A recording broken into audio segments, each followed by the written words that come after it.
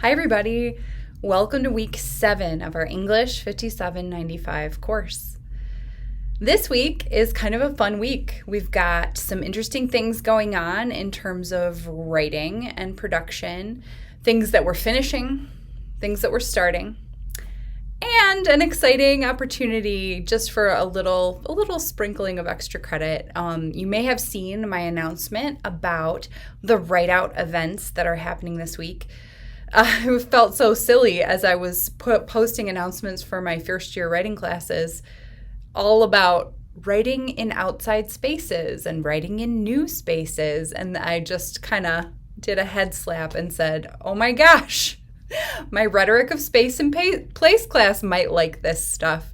So feel free to look over any of that stuff. I know we're coming to a busy time in the semester, so don't feel any pressure to engage with those events. But if you do, I bet they'll be really fun. I am hoping to get outside today to do a little bit of writing. So enjoy that. If you do participate in any of the Write Out events, snag a screenshot, take a selfie, send me any reflections that you write, send me any pieces that you write if you want me to look at them, and I will give you some extra credit. All right, now let's get into our work today. I'm going to switch over to our Canvas view so we can get looking at the assignments for this week. Okay, so here we are in week 7. And you can see we've got some readings, reading response, reflective discussion, pretty standard stuff. Also, there are a couple examples of digital writing ecology maps because that is one of your assignments this week, to create a nice digital version, a completed version, if you will, of your writing ecology maps that you drafted several weeks ago and I've been prompting you to add to.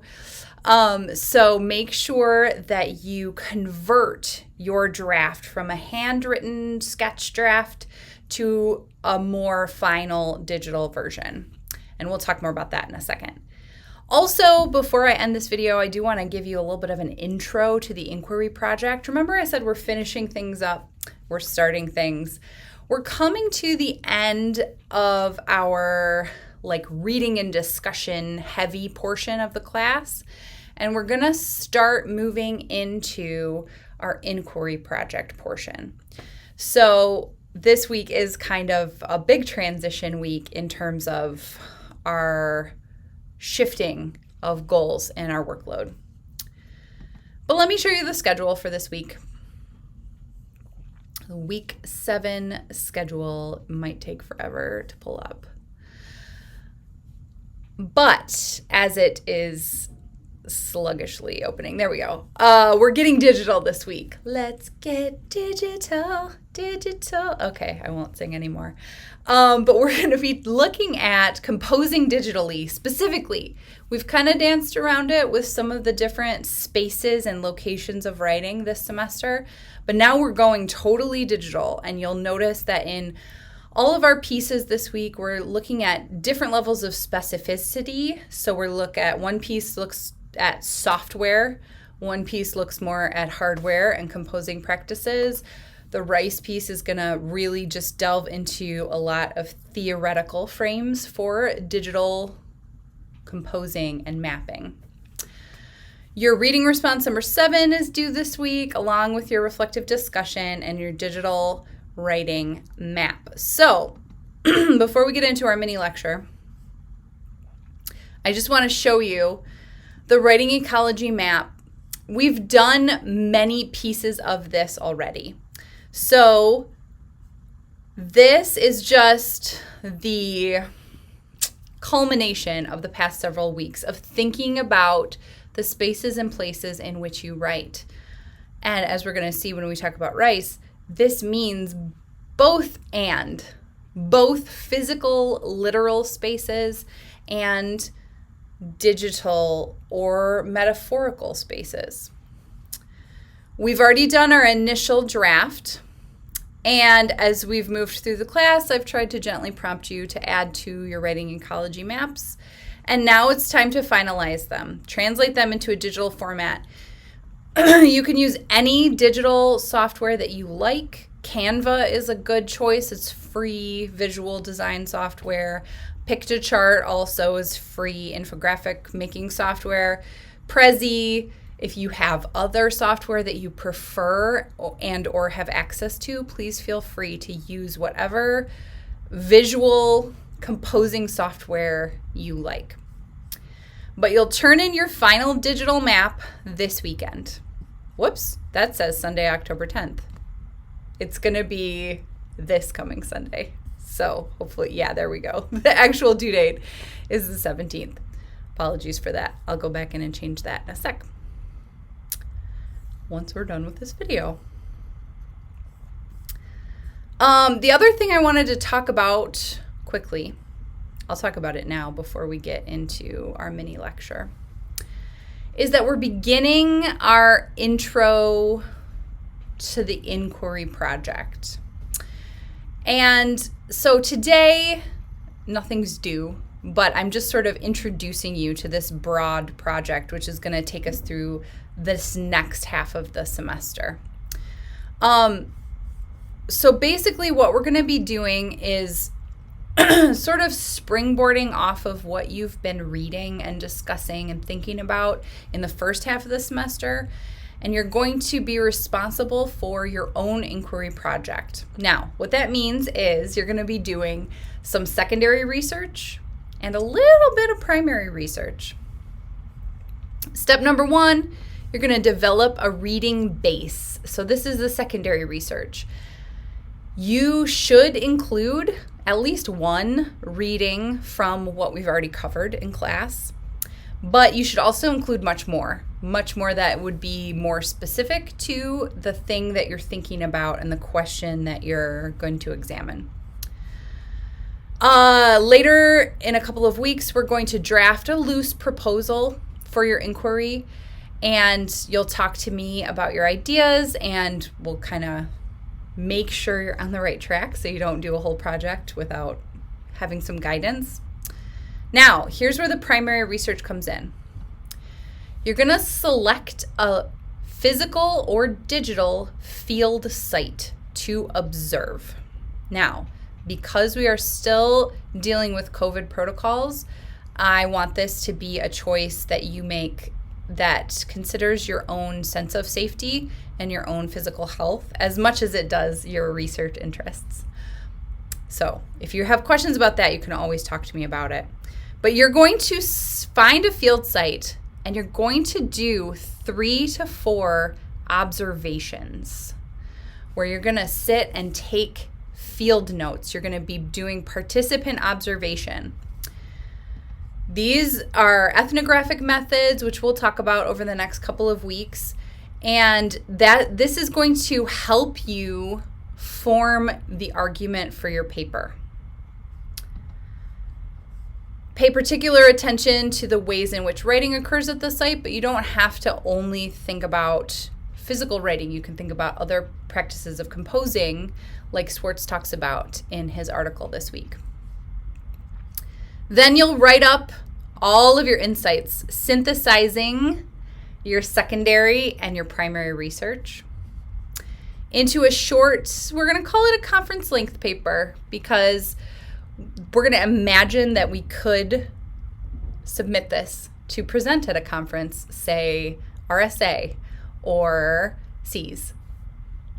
And then we'll present our findings to each other in either a video or a synchronous session, which we will decide together as a group.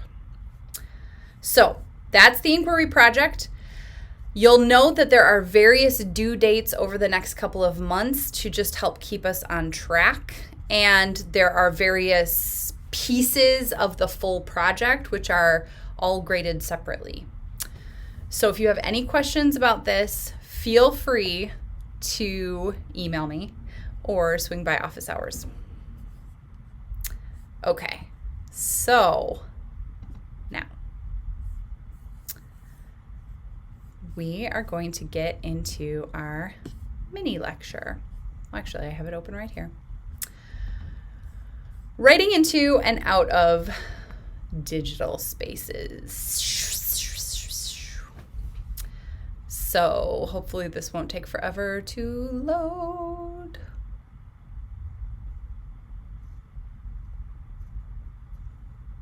Oh my gosh, that felt like forever.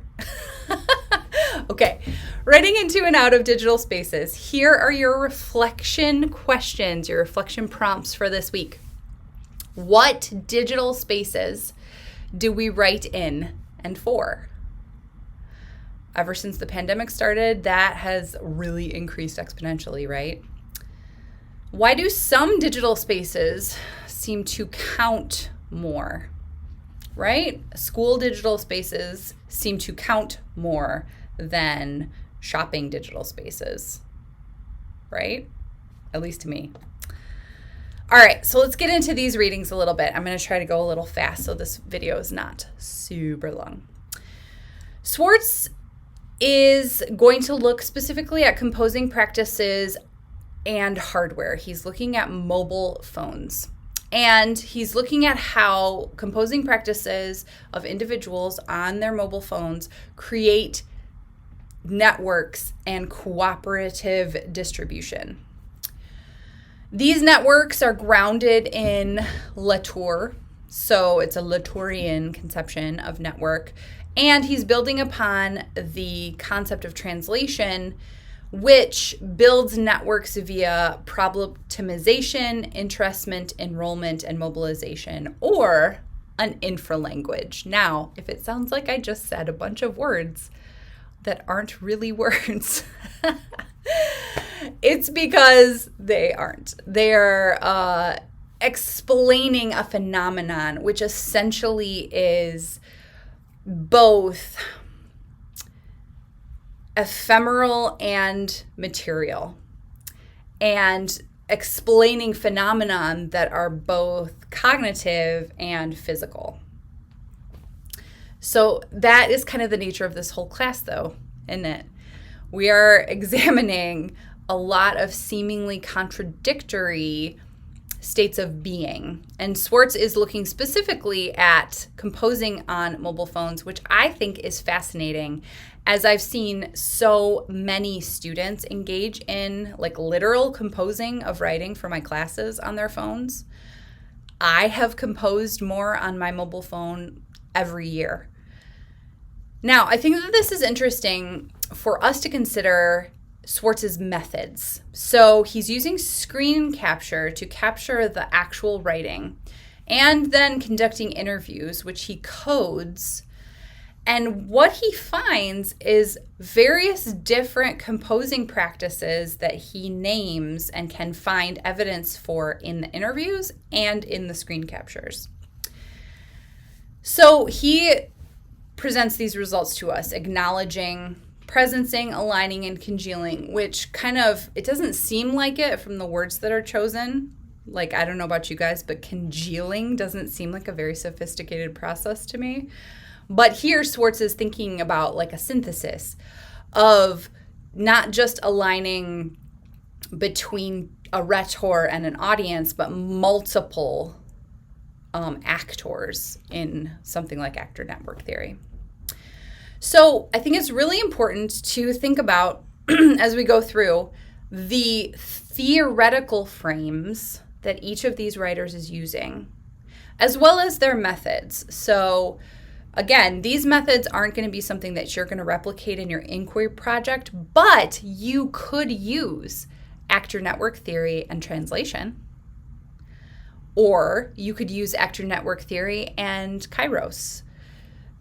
Think about, as you're reading some of these pieces now, read them like a reader to get the content, and read them like a writer to see if there's a theoretical frame or a scholarly posture that you want to adopt in your own writing. Now, the fifth piece I think is really interesting.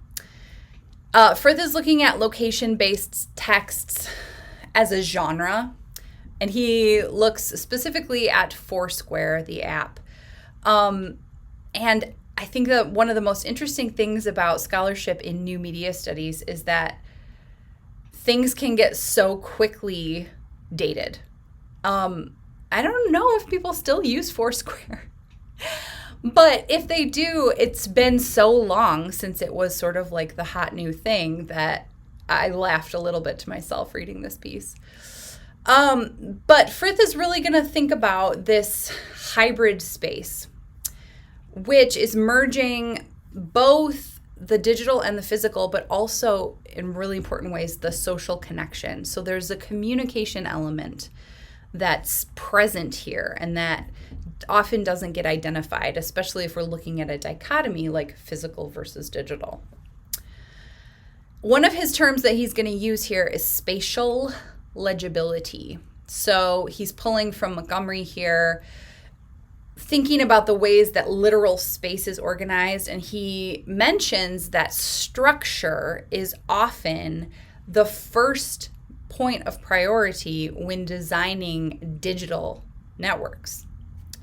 And that this is also true, this is sort of like an analogous truth in city design. Structure becomes very important to how things are built and how they grow.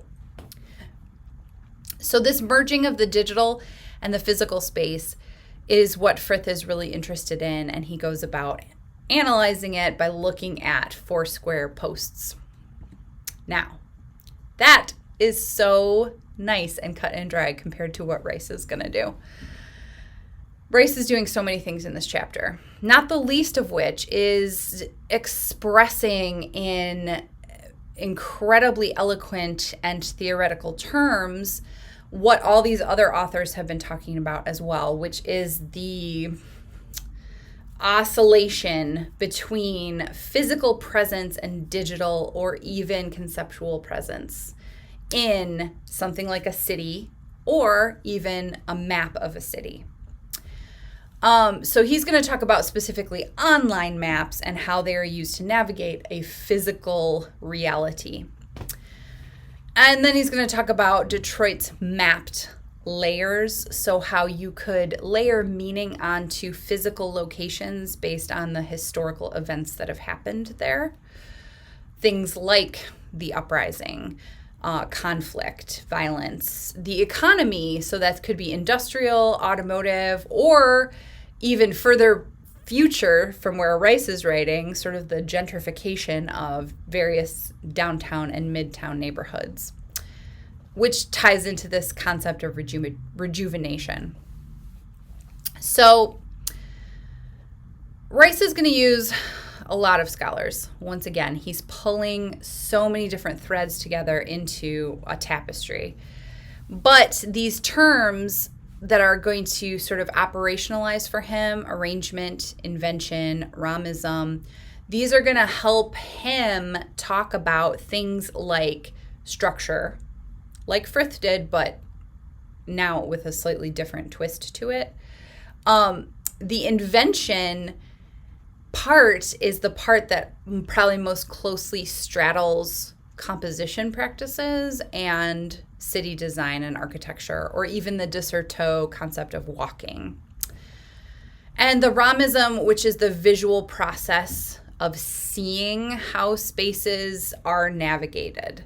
So it's almost like an analytical stance. But I loved this quote, and I don't know, some of it might be cut off by my little face here, but I'll read it to you. In referring to the economy of presence, Rice says that we have the means to be both communal and proximal, to shift identities, ours as well as the spaces we encounter, as we engage with these types of interactions. And I think that that's one of the most interesting things when we think about new media scholarship, when we think about digital spaces. I think, anyway, that the digital aspect of any tool that we're using is almost incidental to the purpose of the tool, which is almost always communication between humans, individuals. Sometimes it's communication between artificial intelligences or just computer calculators. But mostly, we use technology for communication and meaning making. And that's true whether it's physical material piece of communication technology or a digital piece of technology. Okay, I could keep rambling, but I feel like this video has gone on for long enough. I am going to pull back to the full view and close out this video. All right, folks. Well, I hope you are enjoying this beautiful fall day. I hope you can get outside to do some writing. And I just wanted to say I so appreciate everyone's support and patience as we have gone through the past week and a half with my grandma. As we say in my faith practice, she has gone home to be with the Lord. So I'm happy and peaceful that her suffering is over, even though I'm sad for myself. Thanks again for your kind emails and all of the support that you've given me, even if it was just a good thought. I will be hopefully catching up on any outstanding grading over the next week or so. So if you have any questions, please don't hesitate to email. I will see you guys in next week's video. Bye, everybody.